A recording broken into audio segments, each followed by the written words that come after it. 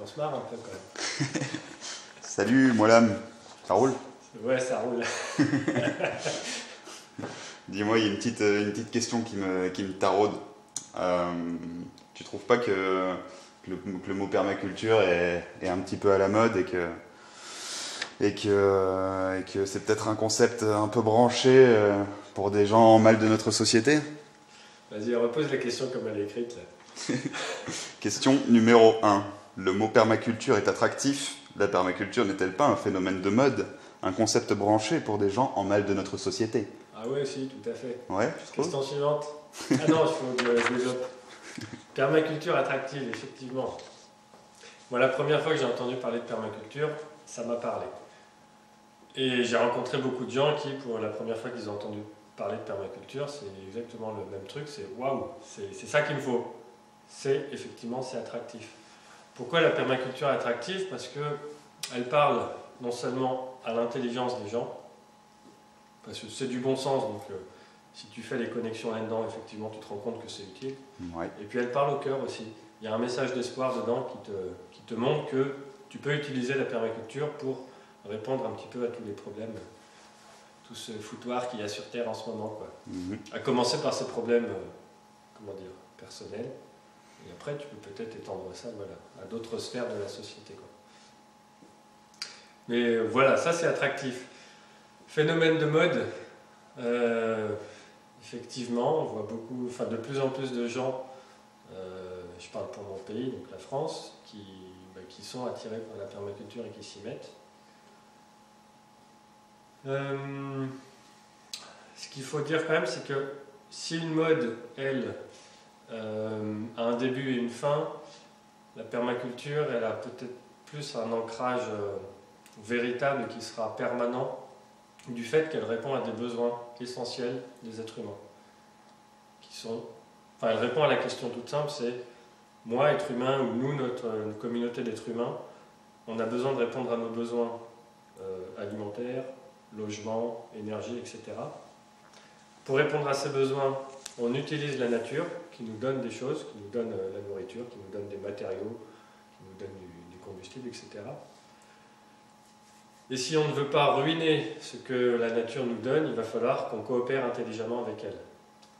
Et la permaculture, c'est comment je vais répondre intelligemment à mes besoins en aménagement de mon environnement, pour que je puisse récolter tout ce dont j'ai besoin et pour que ça puisse se faire dans la durabilité, la soutenabilité. Donc effectivement, ce phénomène de mode, si pour l'instant il est plutôt, s'il apparaît plutôt sur waouh, c'est génial, il faut que je fasse ça, un petit peu comme la consommation facile, on voit un truc bien, on est tout de suite Fast food. Et bien là, au final, une fois qu'on arrive à la permaculture de cette manière-là, et ben, on peut y rester, quoi. Parce qu'on se rend compte que c'est vraiment quelque chose dont on aura besoin tous les jours. Mais peut-être que... Alors, et ça va répondre à la troisième partie de la question. Concept branché pour des gens en mal de notre société, effectivement. Dans notre société, il y a un mal, ou plusieurs, et la permaculture est née en réponse à ce mal. Ce mal, c'est le progrès qui nous a apporté une énergie abondante et trop facilement abondante, donc facilité de consommer, de dépenser de l'énergie, et on a fait ça, et les êtres humains ont fait ça sans réfléchir, et donc ont occasionné de très grands troubles dans l'écosystème, ce qui fait que nos systèmes qui nous permettaient de répondre à nos besoins, donc nos supports de vie, eh ben, on les a quelque peu abîmés. Notre support de vie, c'est la nature, en fait, donc on a clairement abîmé la nature. Et puis petit à petit, il y a des ressources renouvelables qui ont commencé, des ressources biologiques qui ont commencé à décroître, perte des sols, perte de la biodiversité, perte de la qualité des eaux, perte des réserves, des animaux, là, des ressources halieutiques, etc. Donc tout ça, c'est des pertes. Et les fondateurs de la permaculture, c'est en observant et en constatant ces troubles qu'ils se sont dit, mais il faut qu'on fasse quelque chose, il faut qu'on réponde à ça. Et donc ils ont imaginé cette méthodologie qu'est la permaculture, qui va permettre à des communautés d'êtres humains de se prendre en main, de comprendre comment fonctionne l'écosystème dans lequel ils vivent et de pouvoir l'aménager intelligemment dans le respect de la nature, dans le respect des êtres humains, pour que tout ça puisse nous apporter tout ce dont on a besoin. Nourriture, fibres, énergie, etc. etc. Donc, dans la question, il y avait aussi concept branché.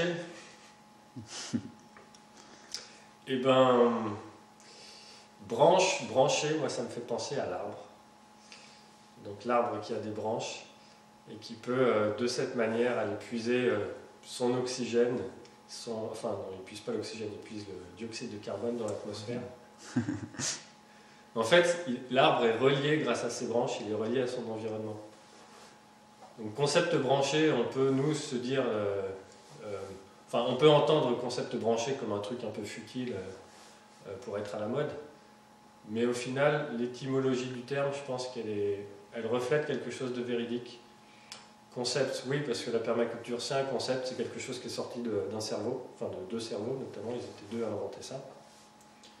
Et puis branché, ouais, parce que c'est relié à nos problèmes actuels, à nous, à ce qui nous entoure, etc. Donc, branché à quelque chose de permanent plus qu'à quelque chose de changeant, donc. Ouais, ça veut un peu rien dire ta question. C'est vrai. Mais dans la permanence, il y a le changement. La vie est un cycle constant de croissance, décadence, croissance, décadence, croissance, décadence. Donc, ce qui est permanent, c'est ce cycle.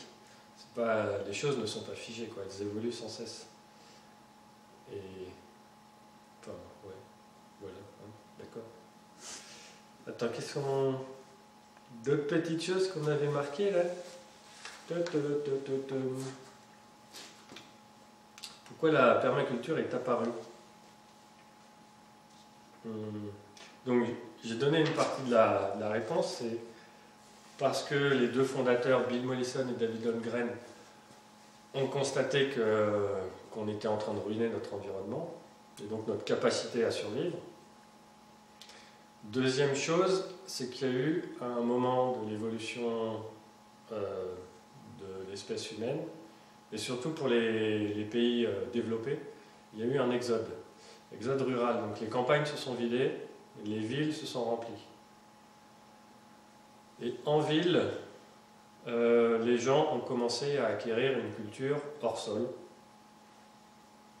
Et ceux qui sont allés en ville, donc qui ont laissé leur culture campagnarde, quand ils ont fait des enfants en ville, ils leur ont transmis des choses de la ville, mais ils ne leur ont pas transmis les choses de la campagne. Donc en fait, ceux qui sont nés en ville se sont retrouvés d'une certaine manière déconnectés, déracinés de la réalité concrète de n'importe quelle espèce animale et de nous également, c'est-à-dire la nature. On est issus de la nature. Et on est connecté, je pense qu'on a un réel besoin de marcher pieds nus sur l'herbe, de voir des arbres constamment, d'avoir des étendues, des paysages devant nous, et pas que du béton, des immeubles, des publicités, etc. Et en fait, donc cette première génération d'urbains, il y a eu une cassure, disons, dans la transmission des choses essentielles de la vie.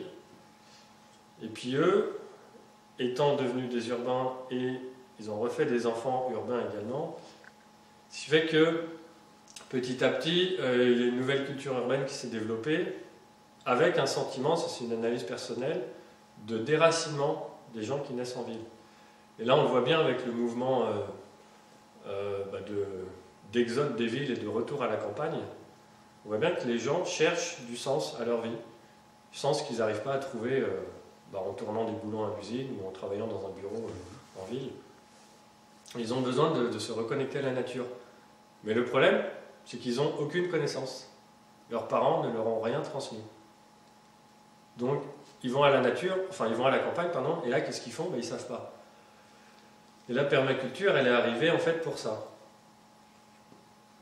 Ça, c'est ce qu'on peut voir dans le premier livre de permaculture. À la fin, il y a un dernier chapitre sur une analyse sociologique des gens qui quittent la ville et qui rejoignent la campagne. En fait, je pense que les deux fondateurs avaient ça en tête quand ils ont créé le concept de permaculture. C'était, on va essayer de faire quelque chose qui va permettre à des gens qui n'ont pas de connaissances de pouvoir vivre à la campagne et pouvoir se démerder pour répondre à leurs besoins et faire les choses intelligemment. Pas galérer à essayer de cultiver son lopin de terre en se pétant le dos parce qu'ils font du bêchage alors que ça ne sert à rien, etc. Donc voilà en gros les deux grandes raisons de l'invention de la permaculture, selon mon analyse. D'accord. Et je pense que quand j'ai fait cette analyse, et j'ai aussi rencontré pas mal de personnes issues du monde paysan, et je me suis rendu compte, statistiquement, que la permaculture parle beaucoup plus aux gens qui viennent de la ville, et pas autant que j'espérais aux gens qui sont issus de la campagne. Et en fait, ça a confirmé l'analyse que je fais, c'est que ceux qui vivent à la campagne, ils ont déjà plein de connaissances, ils savent comment faire les choses. Peut-être qu'ils ne les font pas aussi efficacement qu'en appliquant la méthodologie de la permaculture, mais en tout cas, ce qu'ils font, ça leur apporte une production, ça répond à leurs besoins, donc il n'y a pas de raison qu'ils changent, en fait, et qu'ils se mettent à la permaculture si ce qu'ils font, ça marche, quoi. Donc, voilà. Ok, donc une façon de se reconnecter à la nature et de se connecter à un territoire.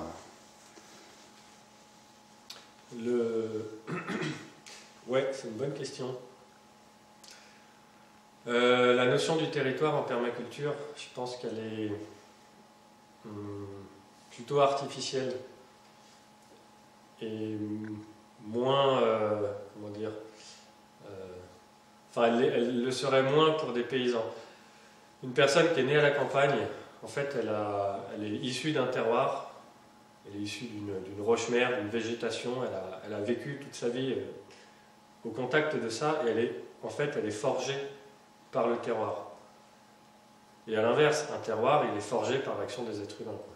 Donc il y a une interaction réciproque dans ce sens-là. Mais si on prend quelqu'un qui est né dans un terroir et qu'on le change et qu'on le met dans un autre terroir, il va se retrouver complètement perdu, quoi. Il n'aura plus ses repères.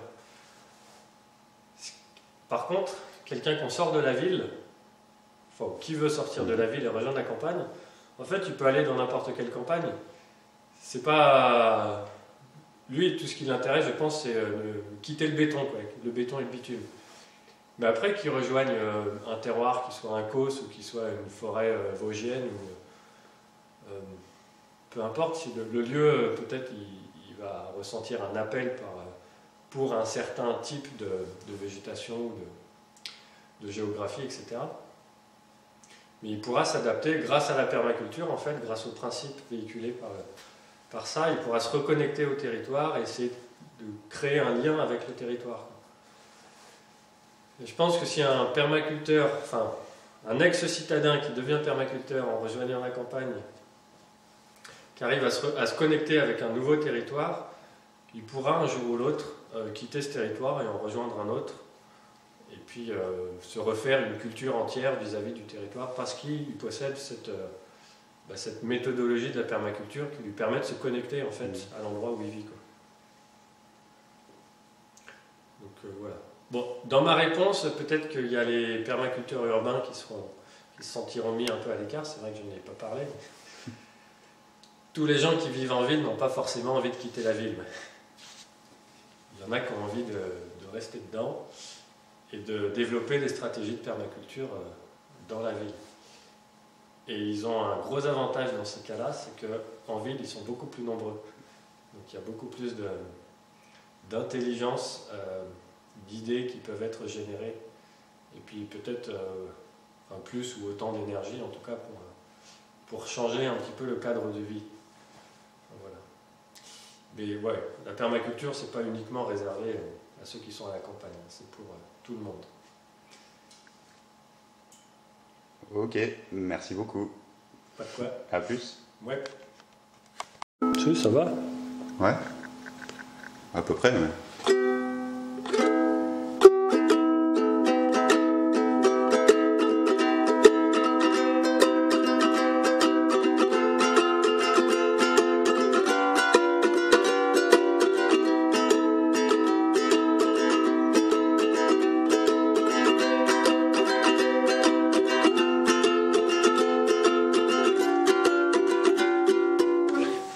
Elle n'est pas accordée. Ouais, tu vois. Bon, prochain épisode, on l'accordera.